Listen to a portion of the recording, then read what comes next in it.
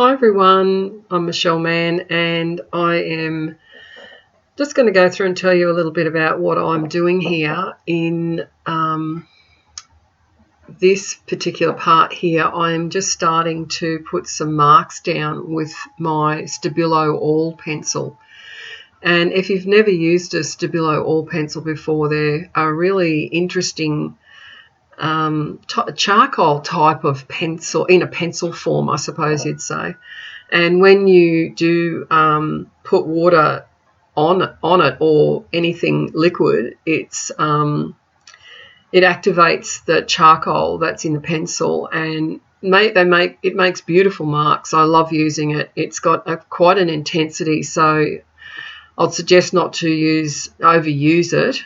But I do really love using it because it gives such beautiful lines, and the lights and darks sometimes that I like that are in the background.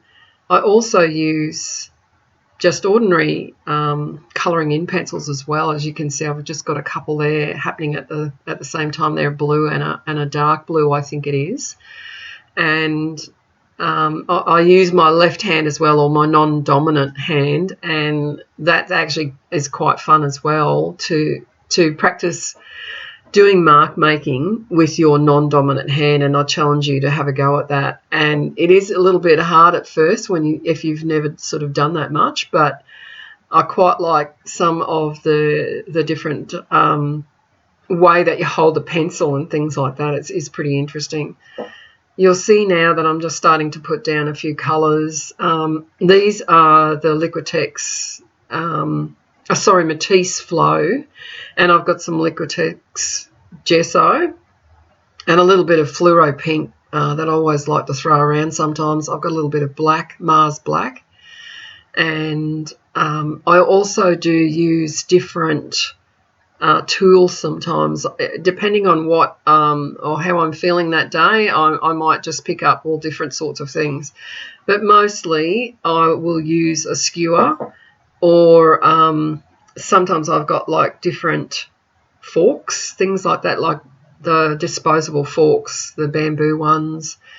Other times I've got different paintbrushes, and you'll see I'll start to put a few of those down here now, different things that I use. That's an odd sort of skewer, that one. I'm not quite sure where I got that.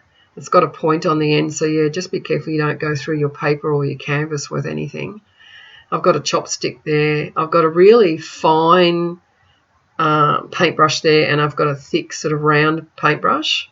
And again, that's my Stabilo oil pencil that I've got.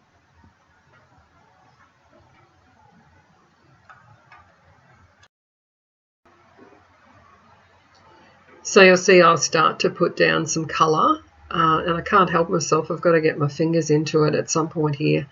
And I like to add water, and sometimes I'll put different things in like white, and when I start to put the other colours, I'll start to move the other colours so that they blend together. But I'll let you just watch a little bit of this, and I might speed a little bit of it up so that you can see as we're going through how it starts to change as I put more and more colours down.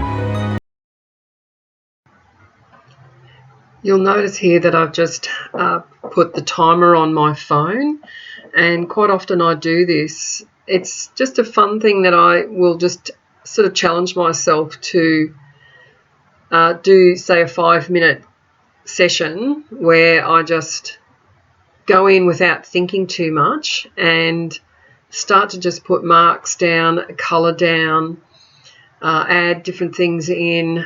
I won't be thinking at this stage too much about what I'm doing, possibly a little bit where I'm adding colour together and things like that, but really just randomly sort of putting down different shapes. And I sort of tend to go back to the same types of shapes for some reason, which is like the squares. You'll see me sort of doing a few squares there, and those familiar shapes that I sort of do. And that's all part of your signature. And any of the mark making and shapes that you do is part of your signature or your hand. It's unique to you. So remember, every time that you start to do anything like that, that you are putting down a part of your signature or your handwriting, the way you hold a pencil, the way you are shifting from right to left hand, or different types of shapes are unique to you. It'll be very hard for anyone to come along and do exactly the same as what you've just done. And even for yourself, you might find, I've tried to do this before, I've tried to repeat a pattern or something that I've done, and I thought, yeah, I'm going to repeat that and do a copy of that. And no, usually never works out the same, so you get this sort of uniqueness about it. I'm starting on the other piece of paper that I've got stuck down there with the tape, and I like to put the tape around the edges. It just gives a lovely cleanness to the end of the results at the end, and it helps to tie your piece together with those edges around it or a border around it. You don't have to do that, it's just something that I do. And again, using my hand fingers to get in there. Sometimes they don't recommend that you use them with different paints, but sometimes I just can't help myself.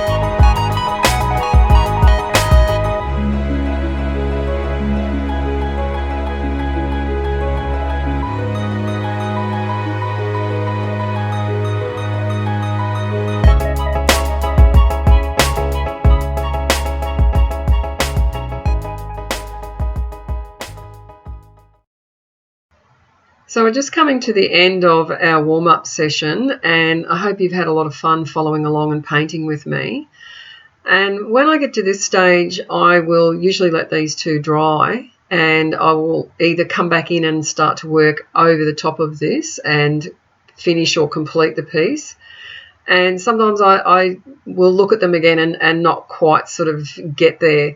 And if that happens, I will often use these as cards or gift cards for people. I'll cut them up and use them some other way in sort of a recycling fashion, or even bookmarks look awesome too. So you'd be surprised if you come back in with either pencil over the top of these or more paint or colour. They do transform again, so you get this next layer.